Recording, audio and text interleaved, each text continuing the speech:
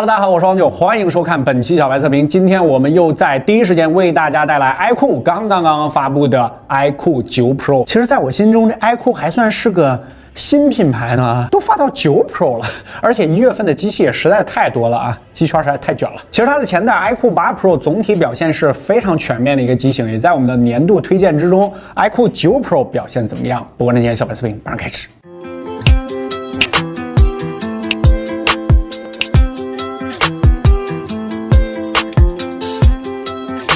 还专门有一个卡纸，我不太认识车啊，这是宝马 M4 的赛车版吗？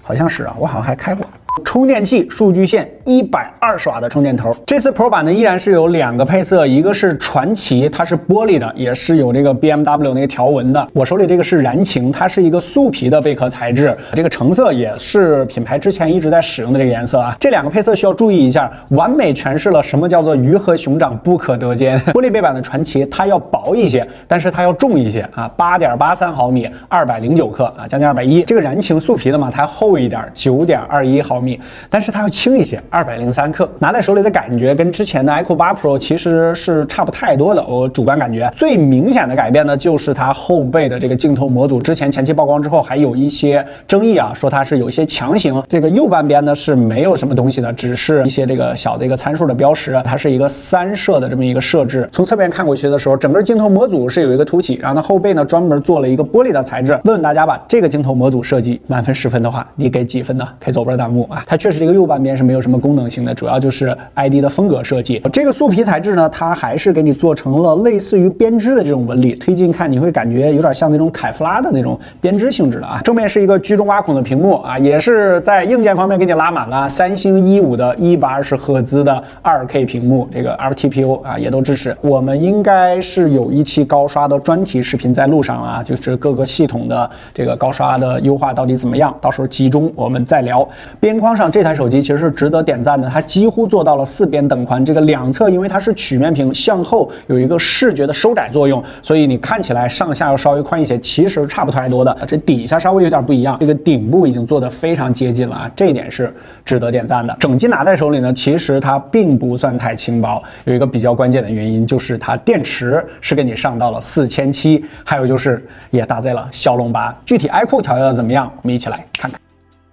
数据方面，这次也有点特殊，我们拿到的工程版格外早，一直没有稳定推送啊，所以特别说一下，本期实测仅供参考，等稳定之后，我们再测试录入数据库。这个版本上 iQOO 9 Pro 娱乐兔得分近104万啊，要明显高一点其他骁龙8和天玑9000。单项上 Geekbench 5单核1270，多核得分3851，也要高于另外几款骁龙8。GPU 上 3D Mark Wildlife 10228，骁龙8正常水平。存储规格上 UFS 3.1 跑满，持续写入速度高达1478兆每秒，要略高于正常的 3.1 机型，和 S12 Pro 一样，应该是做了相应优化。实测 2K 加上120赫兹模式下，低负载王者荣耀高清60帧 ，iQOO 整机平均 3.28 瓦，要略高于小米和 Moto。中负载和平精英流畅加90帧，整机平均 86.84帧，游戏21分钟机身发热会降到60帧，掉帧前整机平均 5.05 瓦，中低负载功耗略高，还有优化空间。高负载原神最高画质，调度保守啊，游戏5分钟就开始掉帧，后续锁定在了30啊。整机平均 42.1 帧，相比之下，稳定之后的8 Pro 调度更为激进，整机平均 56.92 帧，分辨率也数了一下，约84个锯齿，关闭帧率优先和开启是一致的，都是 720P，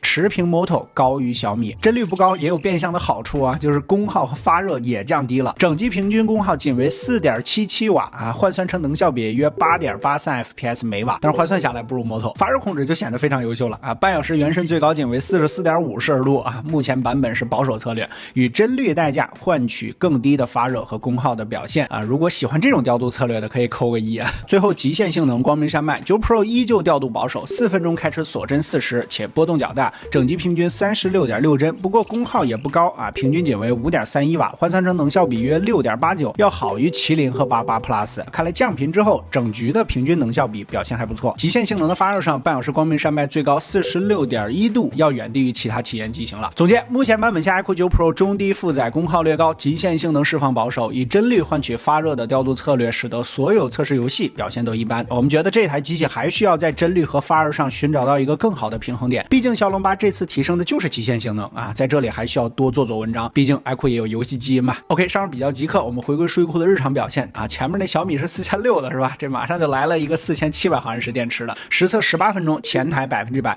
iQOO 的充电器这次升级不算小啊，同样的120瓦功率，相比于上一代体积缩小了近30%，对比一下，你可以明显看出来大小差别。135克比之前也轻了60克左右，日常会更加方便携带一些。不过 PD 协议下最高支持65瓦啊，你可以给普通的笔记本进行充电。但目前版本涓流时间充电较长啊，完全充满需要31分钟。仔细看了一下，其实 UI 充电量不算多，显示100%充了96.6%。续航 2K 加上120赫兹模式下，小白测评3小时轻度续航测试胜于54%，5小时重度测试胜于3%，测到死的项目上坚持了5小时12分钟，勉强撑过5小时。这个版本续航确实还待优化。数据库标准发热上1小时5G 和平精 HDR 高清加极限，半小时机身最高46.92度。最后小白测评数据库20款应用2轮打开测试，12GB 的版本9 Pro 平均用时96秒，进了100秒大关，表现不错。简单总结，结合目前已经发布的4款骁龙8的新机数据来看啊，骁龙8的高功耗已成定局了啊，厂商只能在性能、发热和功耗3者间找到属于自己的最佳平衡点。初期版本的 iQOO 调教策略确实比较保守，3款游戏均出现了奖品锁帧的情况，相对的发热也降低了。等稳定版推送之后，我们再来测测看。这个外滑设计上稍有争议的镜头模组这一套，应该说是三星全家桶。三星的 GN5 这个主摄啊，5000万像素的，然后这个广角是三星的 GN1，是一个150度的鱼眼镜头。影像这块我们要跟大家着重说明一下，由于我们机器拿到的比较早，影像的体验上还有一些问题，这主要是由于这个测试固件还是早期工程满导致的。在测试过程中 iQOO 的工程师也和我们一直在积极沟通，由于 iQOO 影像开发部门工作地疫情的原因，影像这部分的固件还没有完整搭载到目前我们体验到的机器里边。但 iQOO 也表示，机器在正式开售之前会有一个完整的推送更新，为了在第一时间能给大家带来体验啊，所以影像部分这期视频就缺席了啊，这个可能史无前例了啊，这个疫情赶紧快过去吧。之后我们会在各个平台继续跟大家持续分享 iQOO 9系列的影像实拍和对比，大家关注我们账号就可以了。iQOO 的手机这指纹必须得特别体验一下，它依旧是这种区域性的指纹识别，是非常大的，多少斤的人才能有这么大的大拇指啊？一下就完成，是不是没看清？再来一次啊！完成。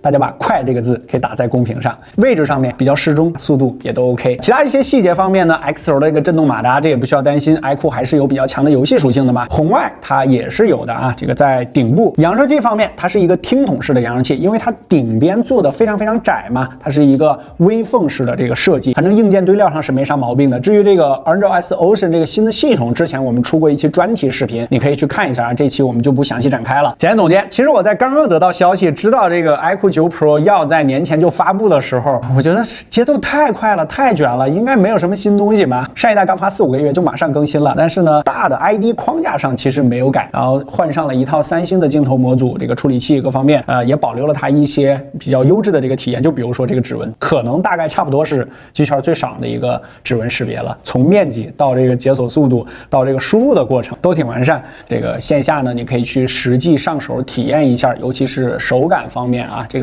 你看多少视频都是没用的。还是这句话啊，勿创造需求，要按需购入，更不用随便评价别人的选择，你不知道人家需求是什么，人家没花你的钱。OK， 如果觉得这期视频对你产生了一点点帮助，记得在下方给我们点个赞，我要的不多，3万就可以了。更多任何精彩，大家在全网搜索关注小白视频，我们下期视频再见，拜拜。